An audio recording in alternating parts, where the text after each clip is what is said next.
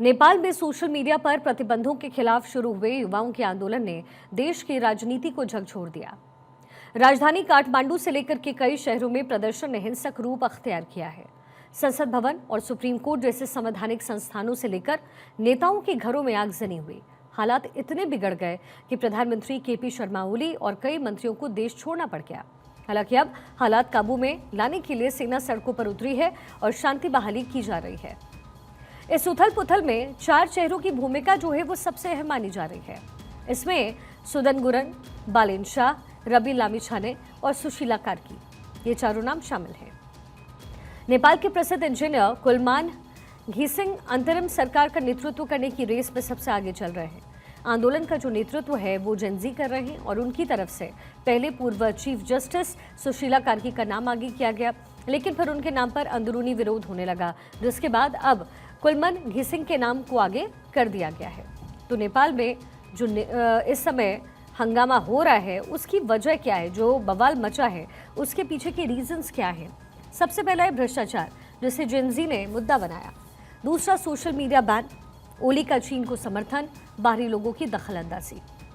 और यही वजह है कि नेपाल इस तरीके से फिर जल उठा, क्योंकि जो युवा पीढ़ी है वो सरकार के खिलाफ हो गई और पिछले 3 दिन से उन्होंने जबरदस्त प्रदर्शन किया। हालांकि अब नेपाली जो सेना है वो सड़कों पर उतरी है, सिचुएशन को अंडर कंट्रोल करने की कोशिश हो रही है, लेकिन तब तक नेपाल में सब कुछ भस्म हो चुका है। 29 साल से नेपाल जल रहा है। इसकी जो शुरुआत होती है 1996 से हुई। राजशाही के खिलाफ उस समय विद्रोह हुआ। 1996 से 2006 में गृह युद्ध में 16,000 लोग मारे गए। 2006 में शांति समझौते में गणतंत्र बनाने का फैसला हुआ।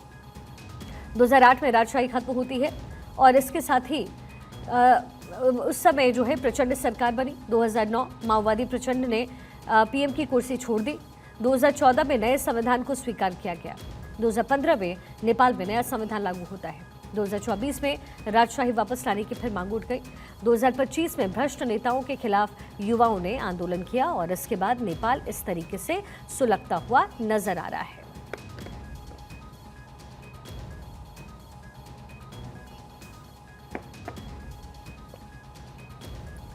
नेपाल की से जो आई हुई कुछ तस्वीरें हैं वो भी साथ साथ हम आपको टेलीविजन स्क्रीन पर दिखा रहे हैं, ताकि आप ये समझ सकें कि नेपाल में किस तरीके से विद्रोह हुआ और विद्रोह के बाद जो स्थिति इस समय नेपाल में बनी है वो बेहद डराने वाली है।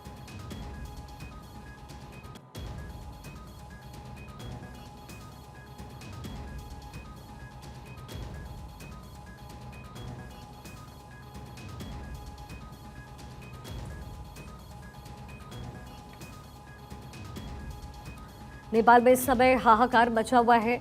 29 साल से नेपाल इसी तरीके से जल रहा है। ब्रिगेडियर विनोद दत्ता, रक्षा विशेषज्ञ, हमारे साथ इस समय कनेक्टेड हैं।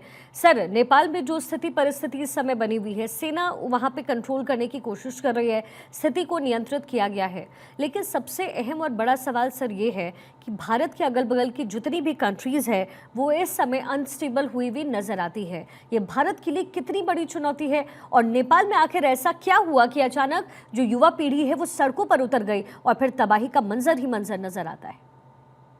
देखिए, ये जो एक नया ट्रेंड देखने को मिल रहा है, जिसका आगाज पाकिस्तान से 9 मई को हुआ था, अगर आपको याद हो, जब 4 कोर कमांडर के घर को रैंसैक किया गया था और जनरल हेडक्वार्टर्स पे हमला किया था इमरान खान के समर्थकों।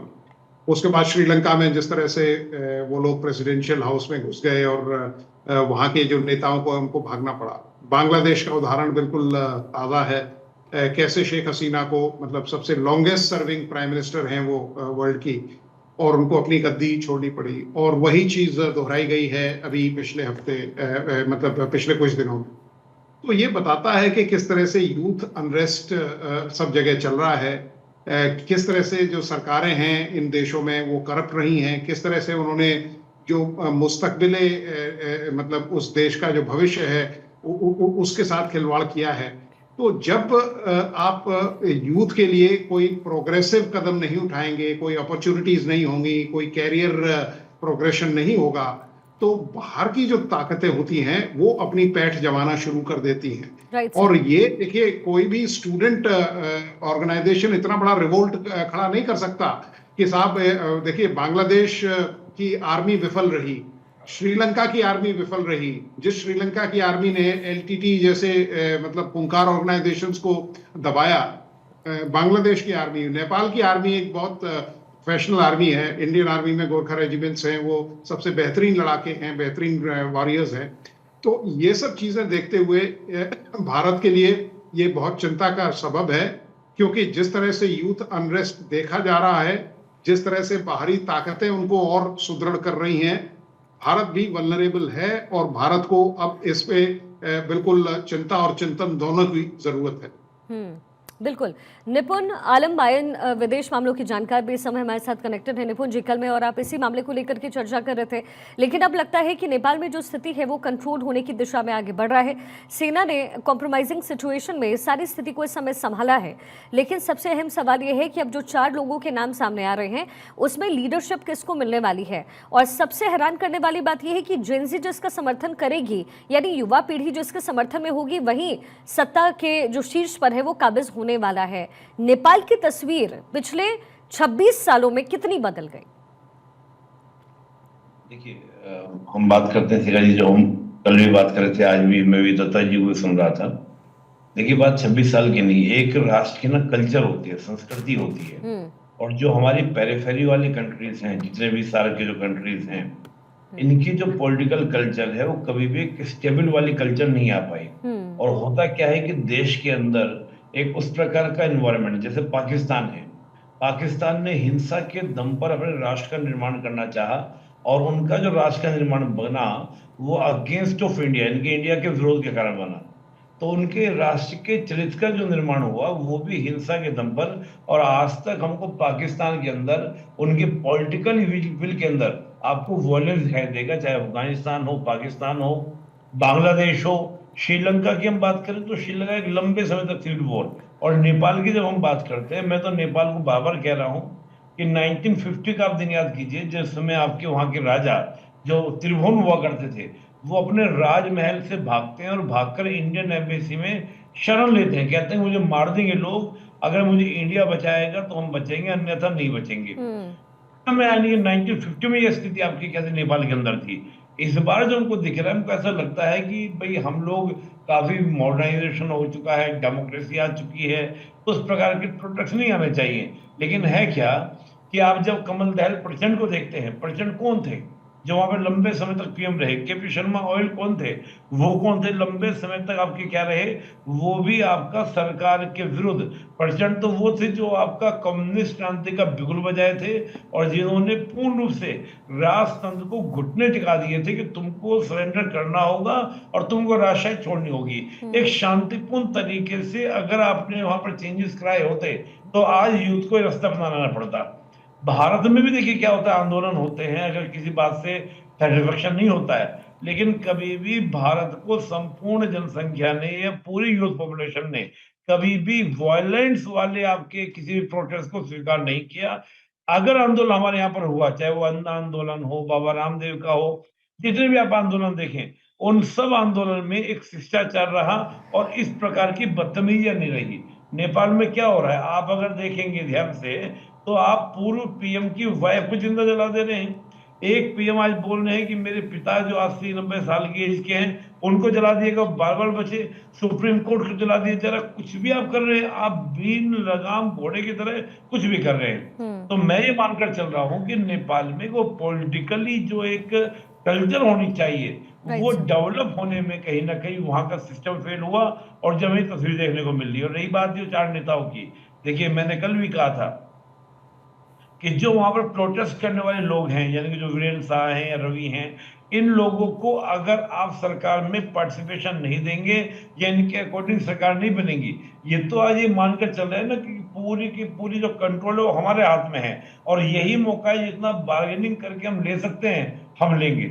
लेकिन मैं फिर कह रहा हूं कि जितने भी लोग ये पावर में आ जाएं, पावर में आने के बाद भी हमें कुछ समय के लिए लग सकता है कि शांति आ गई, लेकिन जो कल्चर है, जब तक उस पॉलिटिकल कल्चर के अंदर, जिसको हम लोग बोलते हैं संविधान नहीं, केवल संविधान से बात बनने वाली नहीं है, आपको संविधानवाद लाना होगा लोगों के अंदर, रूल ऑफ लॉ का, चाहे वो फियर कहे, चाहे एथिकल वैल्यूज में लाएं। सोसाइटी में जब तक नहीं लेकर आएंगे तब तक थोड़ी झुकी तो रहेगी। आज बन भी जाएगा कोई भी, चाहे वीरेंद्र शाह बने या जो जो 2-3 नाम चल रहे हैं, उन नाम में कोई भी आ जाए, लेकिन बात ये होगी क्या वो पॉलिटिकल कल्चर डेवलप कर पाएंगे। मेरे सामने मूलभूत प्रश्न ये है। विनोद सर, अब एक तरीके से बात होती है लोकतंत्र की, फिर वो चाहते हैं कि मोनार्की वहाँ पर हो, लेकिन जब जनता ही चला रही है तो मोनार्की मांगने का मतलब क्या है, इसका फ़ायदा क्या है? और फिर इसी जनविरोध की वजह से मोनार्की हटा भी, फिर लोकतंत्र लाने का फैसला हुआ। तो नेपाल में पिछले कुछ दिनों में क्या बदला है? आखिर कौन से सेंटिमेंट्स हैं लोगों के जो वहाँ पर बदल गए हैं? क्या भ्रष्टाचार ही एक ऐसा मामला है जिसके बाद इस तरीके की तस्वीर आई है, या एक्सटर्नल फैक्टर्स भी आपको लगता है जो इसमें इसका बड़ा योगदान है? यकीनन इसमें देखिए कोई शक नहीं कि बिना एक्सटर्नल सपोर्ट के, बिना एक्सटर्नल इंटरफेरेंस के इतना बड़ा रिवोल्ट एक देश में नहीं हो सकता, और इतनी जल्दी। It was like a ब्लिट्जक्रीग। आप ये देखिए कि 8 तारीख को ये शुरुआत होती है और मतलब घंटों में ये खेल हो जाता है, और वहां की जो सेना है वो बिल्कुल मूक दर्शक देखती रहती है। जब नेशनल, देखिए मैं समझ सकता हूँ यूथ का गुस्सा अगर पॉलिटिकल लीडरशिप के खिलाफ है तो यस, आप उनकी निजी प्रॉपर्टी को आप डैमेज कर सकते हैं, या आप उनके ऊपर कोई हमला कर सकते हैं, लेकिन आपके नेशनल असेट्स, सुप्रीम कोर्ट और भी इस तरह की पार्लियामेंट वगैरह की जो जगह हैं, आप उन पे नुकसान कर रहे हैं, तो ये बताता है कि किस तरह की अराजकता वहां है, किस तरह से ये जो आर्मीज हैं ये, बिकॉज देखिए सबसे पहले तो आई थिंक नेपाल आर्मी को भी इस ताकत ने अपने कॉन्फिडेंस पे लिया होगा। अगर आप बांग्लादेश का बैकड्रॉप भी देखें, वहां भी यही हुआ था, क्योंकि जो वहाँ chief of the army staff थे बांग्लादेश आर्मी के, वो शेख हसीना के ने ही उन्हें नियुक्त किया था, और उनके रिश्तेदार भी होते हैं। तो ये सब चीजें देखते हुए बिना विदेशी ताकत के इतना बड़ा रिवोल्ट करना बड़ा मुश्किल है। 3 फैक्टर्स मेरे समझ में आते हैं। पहला तो देखिए जिस तरह से, क्योंकि अगर आप वैसे देखें जो नेपालीज लोग होते हैं वो बड़े मेहनतकश लोग होते हैं, और उनका जो जीने का तरीका रहता है कि लिव फॉर टुडे, ठीक है। They are excellent warriors. Gorkha regiment भारतीय सेना में है, बहुत ही मतलब भारत को नाज है इन वॉरियर्स के ऊपर, लेकिन उनका लाइफस्टाइल ये रहता है कि साहब आज की जिंदगी जी लें। ठीक भी है उनके विचारों से। तो अगर आज के यूथ को, अगर आप घर में भी अगर सोशल मीडिया बैन कर दें तो बच्चे नाराज हो जाते हैं, तो पूरे नेशनल लेवल पे तो बड़ा मुश्किल है। दूसरी चीज, जिस तरह से वहां भूटनीज रिफ्यूजी क्राइसिस हुई, स्कैम हुआ, जिस तरह से गिरी बंधुओं का जो टी एस्टेट का जो स्कैम हुआ, कंस्ट्रक्शन में जिस तरह से कॉन्ट्रैक्ट में वहां स्कैम देखे जाते हैं, और ये सब चीजें देखते हुए, और ओली सरकार जिस तरह से लिप्त थी, वो बताती है कि भाई कैसे यूथ्स के लिए वहां जो आपके नौजवान थे उनके लिए कोई अपॉर्चुनिटीज ही नहीं है। वो लोग जैसे नेपाल एक रेमिटेंस इकोनॉमी है, वहां के लोग ज्यादातर विदेशों में काम कर रहे हैं और खासकर इंडिया में, और वो वहां से पैसा भेजते हैं।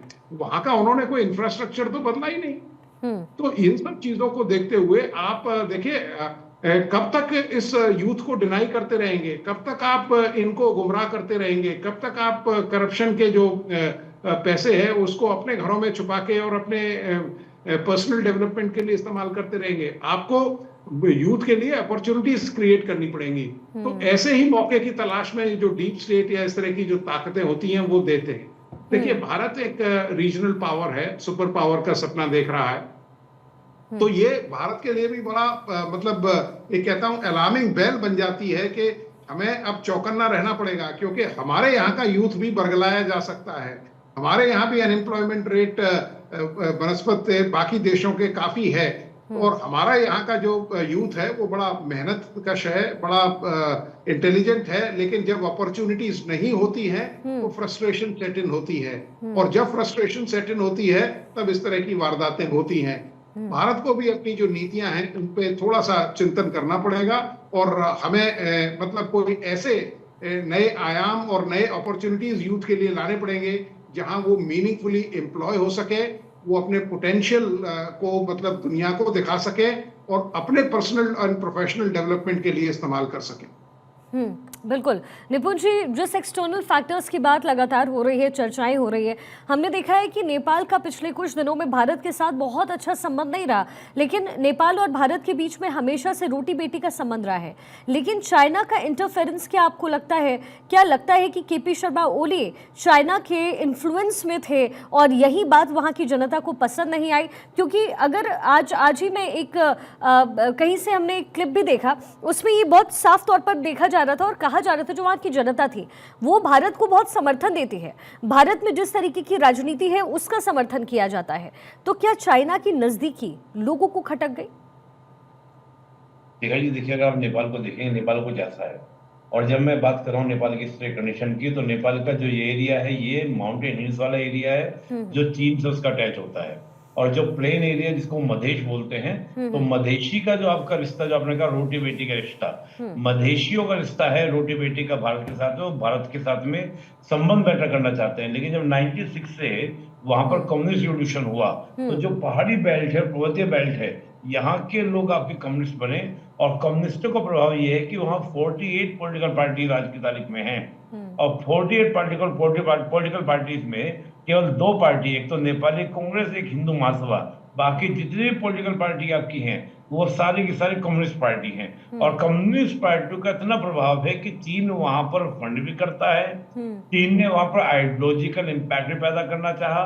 हर एक कॉलेज में एक चाइनीज टीचर है जो वहां पर मंdarin लैंग्वेज जो है वो सिखाई जा रही है। और ये बहुत कई सालों से आप देखेंगे 2012 से ही चीन ने ये काम शुरू कर दिया था, और वहां पर लगातार क्या मंdarin भाषा को चीन के द्वारा भेजे गए प्रोफेसर्स के द्वारा सिखाई जा रही है।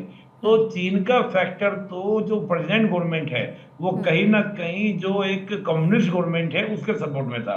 प्रॉब्लम क्या थी कि जो मधेश वाला बेल्ट है वो संविधान बनने के समय से ही आंदोलनरत है। अगर आपको याद हो, सितंबर 2015 में संविधान बनकर तैयार हुआ, और संविधान बनते ही सबसे पहला और प्रोटेस्ट ये हुआ था कि मधेशियों ने पूरे रोड ब्लॉक कर दिए थे।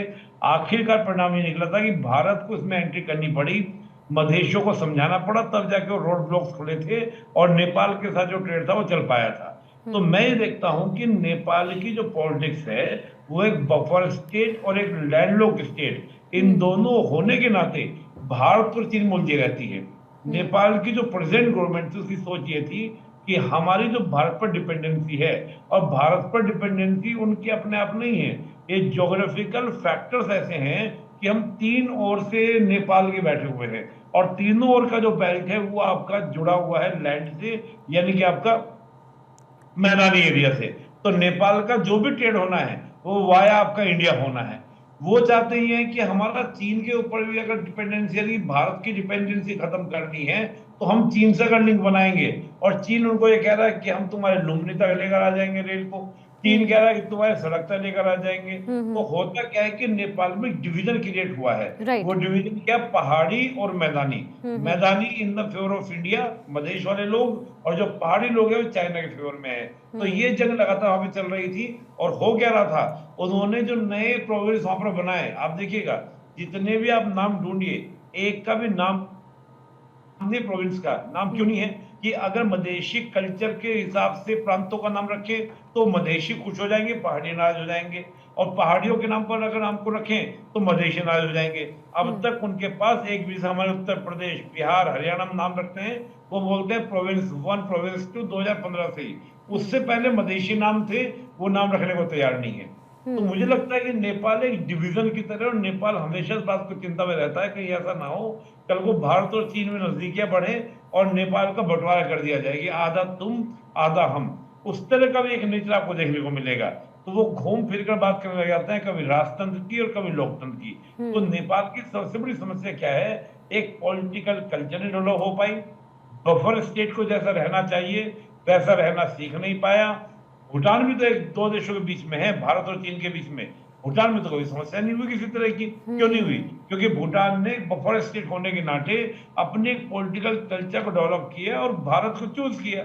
उसे तय किया कि चीन या भारत कौन, तो उसने भारत को चूज किया कि भारत के डेमोक्रेटिक सेटअप के साथ हम इजीली रह सकते हैं, ना कि चीन का जो आपका अतिवादी कल्चर उसके साथ उन्होंने तय नहीं किया।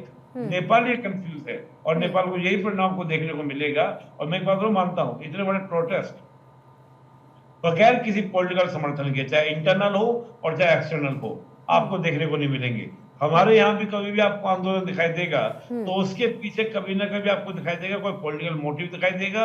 हमने भी देखा, चाहे वो कोई भी आंदोलन रहा हो, हाल फिलहाल के आंदोलन जो रहे, उससे पहले आप जेपी का आंदोलन की बात करें, उससे पहले गांधी जी के आंदोलन की बात करें, हर एक के पीछे पॉलिटिकल कोई ना कोई आइडियोलॉजी, पॉलिटिकल मोटिव रहता ही रहता है। यहाँ भी पॉलिटिकल मोटिव है और वो समय रहते बहुत सारी चीज निकल कर आएंगी सामने। बिल्कुल। विनोद सर, अब चूंकि स्थिति जो है वो ऑलमोस्ट अब नियंत्रण में आनी शुरू हो गई है, जैसा कि हम चर्चा पहले भी कर रहे थे, सेना पूरे मामले को कंट्रोल कर रही है। अब ये जो 4 चेहरे हैं, उनमें कौन लगता है आपको कि बिल्कुल सटीक रहेंगे, जो इस समय जिनके हाथ में सत्ता हो? क्योंकि पीछे वाले तो जो लोग थे, जो नेतृत्व कर रहे थे, वो कहीं नजर नहीं आ रहे हैं। अब जेनजी जो है, यानी युवा वर्ग जो है, वो डिसाइड करेगी और डिसाइसिव होते हुए वो जो सत्ता है उन लोगों के हाथ में देगी जिनके लिए वो चाहती है।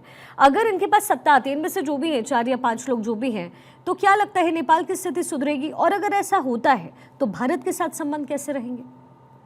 देखिए, सबसे बड़ी प्रॉब्लम इस तरह के रिवोल्ट्स के बाद या इस तरह की सिचुएशन के बाद ये रहता है कि पावर शेयरिंग कैसे किया जाए, या कौन कौन जो शख्सियत हैं।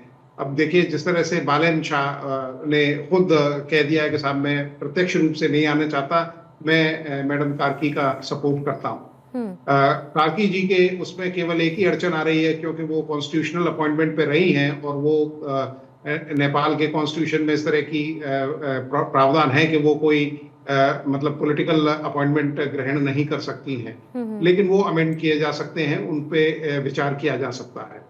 मेरे हिसाब से जो यूनानिमसली जो नाम चल के आ रहा है वो मैडम कार्की का आ रहा है, और अगर वो मतलब चुनी जाती हैं तो मतलब उनके लिए सबसे बड़ी चीज ये रहेगी कि कैसे देश को पहली बात ट्रैक पे लाया जाए, किस तरह से पावर शेयरिंग, क्योंकि इसमें कई धड़े हैं। आप ये देखिए, एक मतलब स्टूडेंट का फैक्शन है, एक मतलब राजशाही को, मोनार्की को वो चाहते हैं, तो और भी कई इस तरह के मतलब एस्पायरिंग लोग हैं जो ये चाहते हैं कि साहब हमें भी सत्ता में एक ऐसा रिप्रेजेंटेशन मिले कि हम यूथ के लिए कुछ कर सकें।